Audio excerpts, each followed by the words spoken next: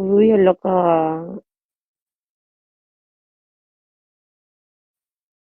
O hindi talaga ako, alam mo, kahit usapang seryoso, ganito din ako. Like, ah, ano lang, nakatry ka na pinasok yung dila. Oo, natry ko na yun, guys. Napatiyad nga ako. Yun yung, sabi ko, alam, ito pala yung sinasabi ng masarap. Kasi daw yung iba, hindi kumakain ng ano. Tapos, alam nyo, ako na yung, ano ko na yung buhok nila. Kasi, naanuhan na ako. Like, parang maiihi na ako ba? Buti di ka nabuntis.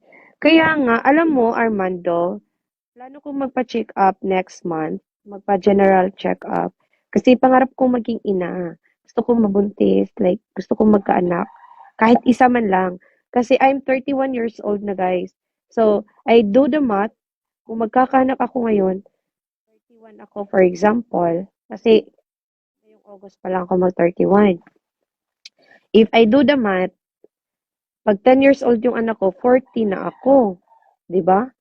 So, sabi ko magpapa-check up ako tapos baka may something sa akin kaya hindi ako nabuntis nung kasi hindi sila nagko-condom.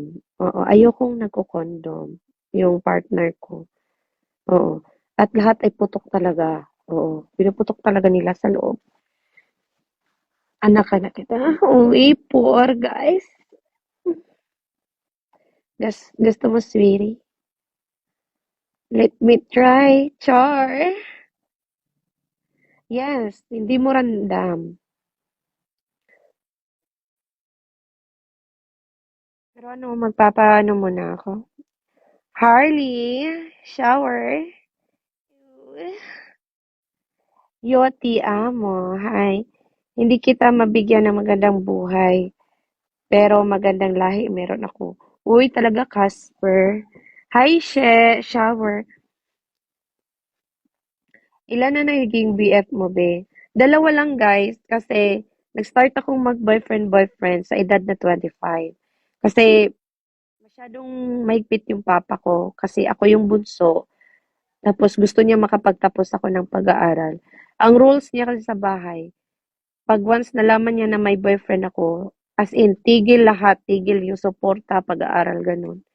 Naisip ko, tamad pa naman ako dati, tamad ako sa gawaing bahay, tapos bigla akong magiging responsable.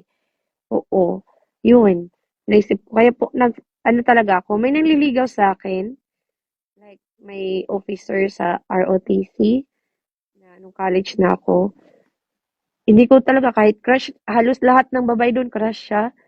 Tapos swerte ko daw kasi niligawan ako. Hindi ako pumayag. Like, I keep my pagkababae until 25. Nung